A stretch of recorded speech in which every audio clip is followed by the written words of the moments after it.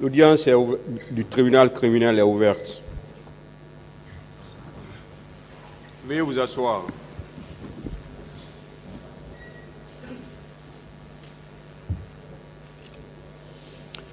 Veuillez mettre les téléphones sur le mode silencieux, s'il vous plaît.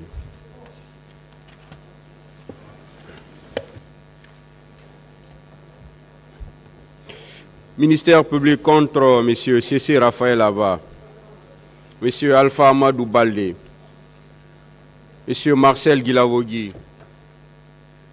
M. Claude Pivi, M. Moussa Tchegboro Kamara, M. Ibrahim Kamaradi Kalonzo, M. Aboubakar Diakité Di Toumba,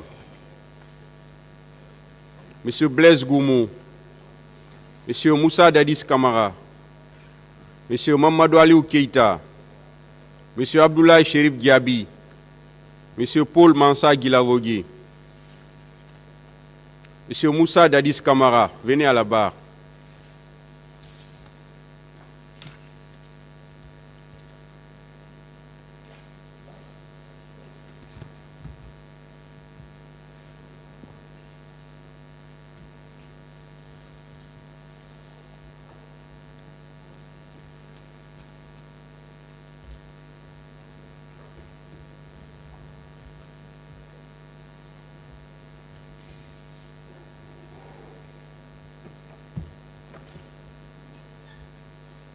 C'est où?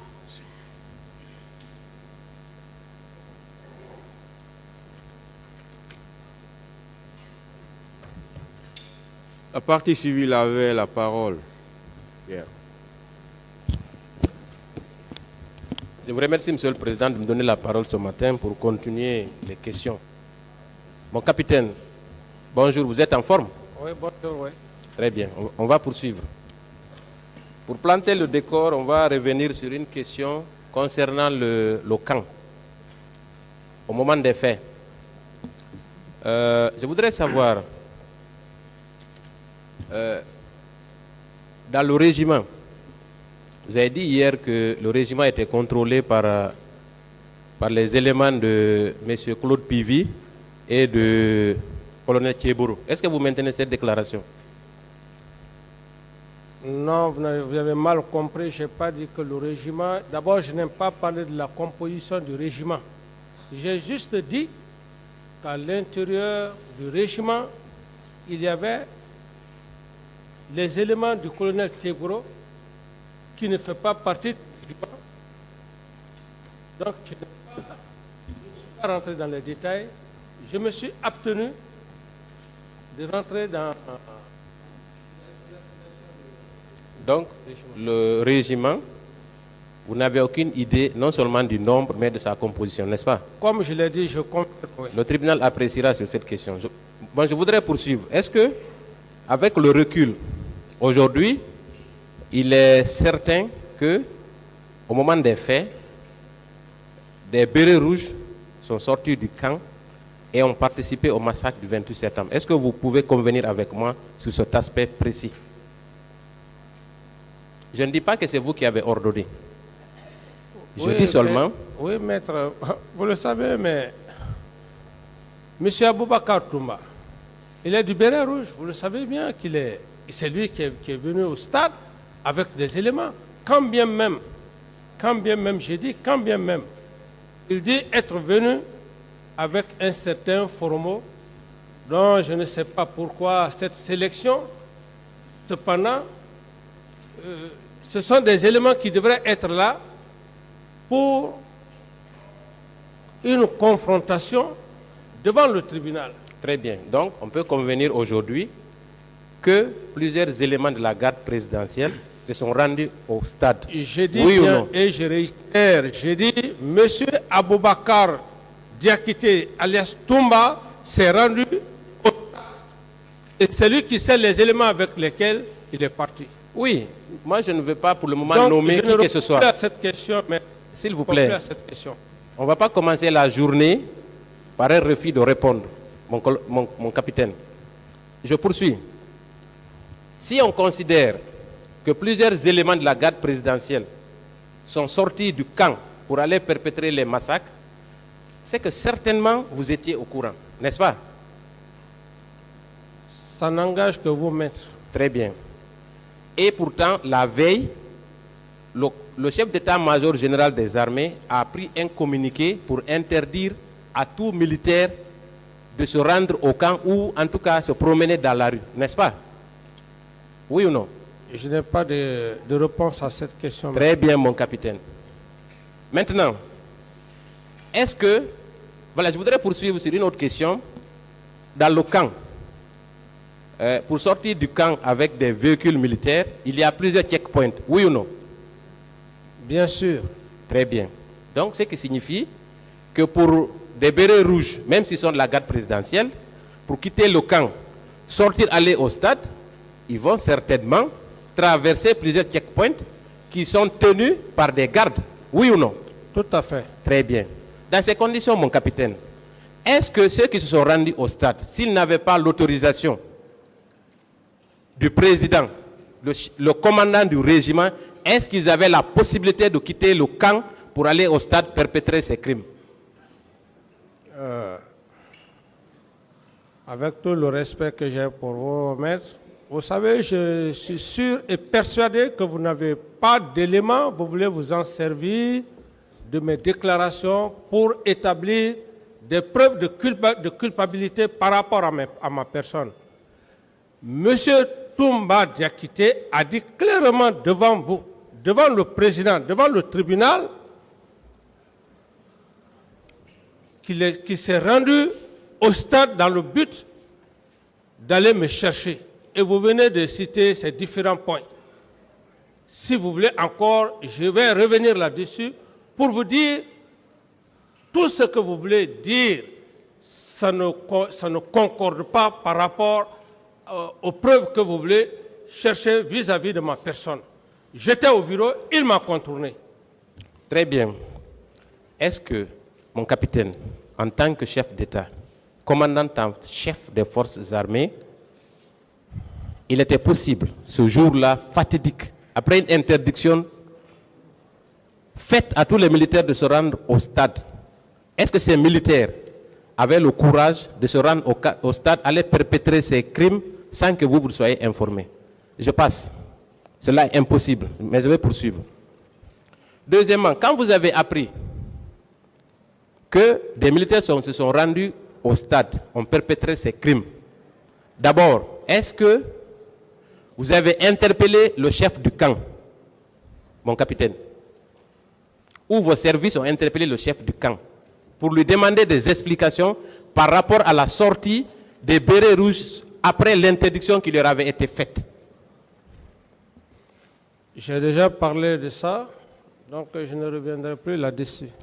Est-ce que vous avez interpellé Sambarou Diamankan sur cet aspect précis, mon capitaine? Le commandant du camp Al-Faya, oui. Le commandant du camp Al-Faya, je n'avais rien à voir avec lui. Je n'avais rien à voir avec lui. Il avait son unité qu'il commandait. Très bien. Et c'est pour cette raison d'ailleurs, dans mon PV, j'ai été très clair. J'ai dit bien vouloir demander le commandant Diamankan s'il m'a vu lui donner des instructions. Très malheureusement, paix à son âme, il n'est plus de ce monde. Donc, vous n'avez absolument rien fait dans ce sens? Je n'avais absolument rien à voir avec le commandant, le feu commandant Diamankan. Très bien. Donc, ces militaires ont dépassé tous ces checkpoints parce qu'ils avaient l'autorisation. Ils sont allés commettre ces crimes. Et voilà, cela engage votre responsabilité, mon capitaine. Mais je vais poursuivre. Ça n'engage que vous. Très bien. Le président du tribunal est là. Ce n'est pas une question, M. Camara. Très bien. Mais faites-moi un commentaire, s'il vous plaît. Merci, M. le Président. Maintenant, je vais... Alors, quand vous avez appris ces faits, vous avez dit ici que vous n'aviez aucune possibilité d'aller arrêter ces massacres au stade parce que selon vous, ils étaient déjà perpétrés, n'est-ce pas? Mais vous voulez encore que je fasse une répétition? Je dis que le fait était déjà accompli. Oui, c'est pour juste camper les faits. Donc, je n'ai plus de réponse à cette question, maître. Très bien. Je considère que vous avez déclaré que vous n'aviez aucune possibilité parce que les faits sont commis. Maintenant, et les jours qui ont suivi, quelles dispositions pratiques vous avez entreprises pour justement faire arrêter les exactions qui continuaient en haute banlieue? J'ai suffisamment parlé de ça, maître, je ne reviens plus là-dessus. Qu'est-ce que vous avez entrepris concrètement, mon capitaine? Vous dites? Je dis, le jour du 28 septembre, selon vous, puisque les crimes ont été déjà perpétrés, il n'y avait rien à faire, et les jours qui ont suivi, est-ce que vous avez pris des dispositions pratiques pour empêcher les bérets rouges de continuer les exactions sur les citoyens et les pillages? Est-ce que vous avez entrepris quelque chose de concret? Je ne reviens plus sur cette question, j'en ai déjà parlé suffisamment hier. Rien n'a été entrepris, mon capitaine. Mais je vais poursuivre. Parlant des victimes, quand vous avez commencé votre récit, vous avez commencé par prier pour la mémoire des victimes, n'est-ce pas? Posez votre question. Cela serait dû au fait que vous aviez de la compassion, n'est-ce pas? Alors, la question que je voudrais poser, au lendemain de ces événements, la question avait déjà été effleurée par le ministère public, vous n'avez pas décrété de jour de deuil national, n'est-ce pas? Je ne réponds pas à cette question. Très bien. Est-ce que vous avez fait organiser des lectures, faire des prières dans les églises et les mosquées pour le repos de l'âme des victimes? Est-ce que vous avez entrepris ça?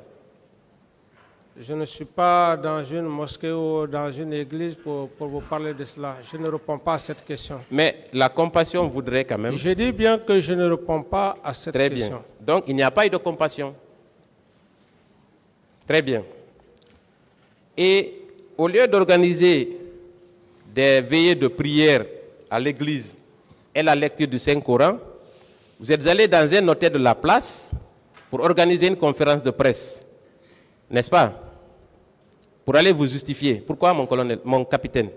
Je n'ai pas de réponse à cette question. Est-ce que la compassion au niveau des victimes n'était pas plus importante que d'aller se justifier devant la presse internationale? Et j'ai dit que je n'ai pas de réponse à cette question. Vous avez organisé un dîner où vous avez invité les journalistes et vos proches le jour même du 28 septembre, le lendemain du 28 septembre. Est-ce que le jour même du 28 septembre, est-ce que cela ne peut pas être perçu comme étant de l'indifférence à l'égard des victimes? Comme vous pouvez l'imaginer, je dis que je n'ai pas de réponse à cette question. Très bien. Alors, je pense qu'il serait plus judicieux de dire que vous n'avez eu aucune compassion pour les victimes, en dépit du nombre de personnes tuées. On va quitter cet aspect, mon capitaine, pour parler du complot qui aurait été ourdi contre vous pour le 28 septembre. Vous avez parlé de Toumba, commandant Toumba, vous avez parlé du général Sekouba et du président Alpha Condé. Vous dites que Sekouba et Toumba complotaient contre vous. Depuis quand vous avez appris cette nouvelle? Vous dites depuis quand? Oui. À quel moment vous avez compris que c'était un complot? Mais c'est après les exactions. Ce qui s'est passé que j'ai compris qu'effectivement c'était un complot. Parce que le complot en lui-même, on ne peut pas le savoir. Il faut que le complot soit perpétré, soit exécuté. Est-ce que sérieusement, quelqu'un qui vous observe en train de prendre votre bain, si Toumba avait voulu vous assassiner, vous pensez qu'il n'avait pas la capacité de le faire? Je dis bien, je ne suis pas le seul dans ce monde qui fut trahi ou qui fut exécuté. C'est la confiance abusée d'un chef vis-à-vis de son supérieur qui peut lui conduire à cela. Personne n'est à l'abri de cela. Il faut juste simplement que Dieu vous assiste. C'est ce que je viens de vous dire. Et je le dis, j'ai encore des preuves, j'ai des preuves palpables. Parce que tout ce que vous êtes en train de dire, vous n'avez aucune preuve. J'ai dit que c'était un complot. ce complot, j'ai la clé avec moi. Je donnerai la clé à mes avocats.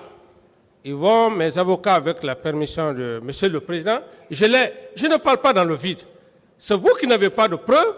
Vous voulez vous en servir de ce que je dis pour essayer de glisser quelqu'un. Mais je suis très intelligent pour ça, maître.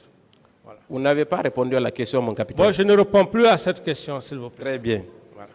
Vous avez créé de la diversion, mais ça n'a aucune utilité. Très bien, je vais poursuivre. Vous avez parlé aussi que ce complot s'est traduit aussi par la visite du général Sekouba à Zérekouré, le jour des événements. Est-ce que vous maintenez cette déclaration? Mais c'est clair.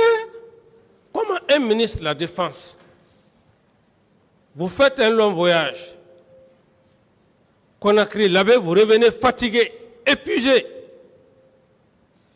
Un ministre de la Défense, sachant qu'il avait l'organisation, qu'il avait une marche en cours, que ce ministre de la Défense va à l'aéroport, se saisit d'un hélicoptère, sans ordre de mission. Mais si vous ne pouvez pas comprendre parce que vous êtes civil, nous les militaires, on le comprend, c'est déjà un complot. Pourquoi le jour des événements, il a quitté? C'est pour cette raison que j'exige que Sekouba vienne ici. Mon capitaine. S'il vous plaît, vous avez posé une question, laissez-moi aller au bout de mes idées, ou bien je ne réponds plus à vos questions. Allez-y. Voilà. Donc, ce comportement est douteux. Deuxièmement, M. Toumba a été très clair devant le tribunal que le jour des événements du 28 septembre, qu'il a vécu les événements du 28 septembre et que les éléments de Sekouba puissamment armés étaient en mouvement. Quel mouvement? Est-ce qu'il y avait une crise que les éléments du ministre de la Défense puissent être en mouvement? C'est pourquoi j'exige, s'il est là, nous allons parler militairement et peut-être que le président même va peut-être assister un procureur militaire parce que j'estime bien que vous ne connaissez pas ce que c'est qu'un complot. Donc, Sekouba Konaté, je le dis et je réitère, c'était un complot. D'autres questions? Dites-moi, mon capitaine. C'est bon, hein? Voilà. D'autres questions? Dites-moi, mon capitaine. Est-ce que c'est l'hélico présidentiel qu'il a pris pour se rendre à Zérekouré? Quand il sera là, il va vous dire quel est C'est vous qui êtes là. Répondez à la question. Je sais simplement qu'il a pris l'avion pour se rendre à Massanta. De Massanta, puisque les événements n'allaient pas... Il veut savoir si c'est l'hélico présidentiel qu'il a pris pour partir. C'est à l'aéroport qu'il a emprunté un vol. Le vol, si c'est l'hélico ou quelle marque, mais c'est à l'aéroport qu'il a pris l'hélico pour se rendre à Massanta. De Massanta à Ça veut dire que vous ne savez pas. C'est ça? Je ne savais pas le type d'appareil. D'autres questions, maître? Mon capitaine, il a pris l'hélico présidentiel pour se rendre à Zérekouré. Ah, donc je vous l'apprends. Ah, merci d'ailleurs. Très bien. Donc, est-ce que vous pensez que c'est logique, s'il n'avait pas votre approbation, qu'il puisse se permettre de prendre l'unique hélico présidentiel pour se rendre à Zérekouré s'il n'était pas en mission pour faire la campagne pour votre candidature à Zérekouré? Si ce n'était pas en mission, il était parti. Non, vous n'êtes pas sur le chemin du droit. Pourquoi? Le ministre de la Défense, le fait qu'il ait pris le courage, et il a même cherché à prendre un élément des membres du gouvernement pour masquer, comment dirais-je, cette apparence. Il prend l'avion, ce n'était pas dans le but. Il n'allait pas pour jouer un rôle pour moi. Non. C'est pour vous dire que tout ça, c'était des méthodes de déstabilisation.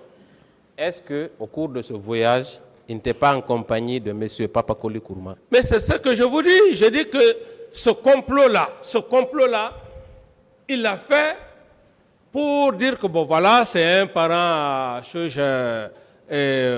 capitaine Moussa Dadis. C'est dans ce contexte. Sinon, il n'avait pas sa raison de quitter le jour des événements du 28 septembre. Est-ce que vous, si vous n'aviez pas ordonné au béret rouge d'aller massacrer les gens au stade, son voyage-là aurait eu un sens? Vous dites? Si vous n'aviez pas ordonné aux membres de la garde présidentielle de se rendre au stade pour aller perpétrer ces crimes, est-ce que le voyage de Sekouba Konaté aurait eu un sens?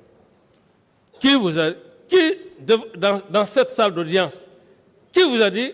Quel est l'élément qui vous a dit que vous ne pouvez pas me poser de questions. Vous ne posez pas de questions. Répondez à la question. Contentez-vous de répondre, M. Camara. Je dis bien. Si vous n'avez pas de preuves tangibles et que vous ne voulez pas aider la partie civile, ça n'engage que vous. Je dis et je réitère, M. Toumba Diakité a dit clairement l'élément de la garde présidentielle, il s'est rendu au stade sans mes instructions. Là, il n'y a pas de débat. Concernant le cas de Sekouba, et comme je l'ai dit, Sekouba savait quelque chose. Et je dis clairement, j'ai les audios avec moi. Je ne parle pas dans le vide, mais le moment venu, avec la permission de Monsieur le Président, tout ça, ça sera clair. Vous n'avez pas répondu à la question. Je ne réponds plus à votre question. Voilà. Monsieur Camara, vous devez répondre aux questions.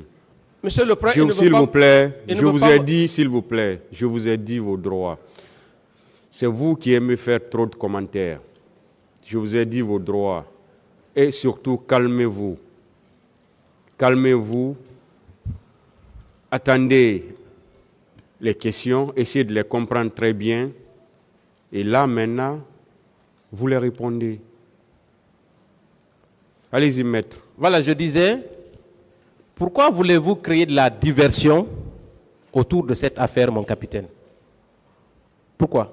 Vous dites? Pourquoi vous voulez créer de la diversion? Pourquoi? Quelle diversion? Parce que vous parlez de complot. Vous donnez des instructions fermes. Allez les mater au stade et vous nous servez un complot. Pourquoi? Mais maître, je pense que c'est une provocation. Je vois déjà cette provocation, mais je ne répondrai pas à cette provocation. Et je veux simplement vous dire que je ne cherche pas à vous convaincre ici. Moi, je cherche le tribunal.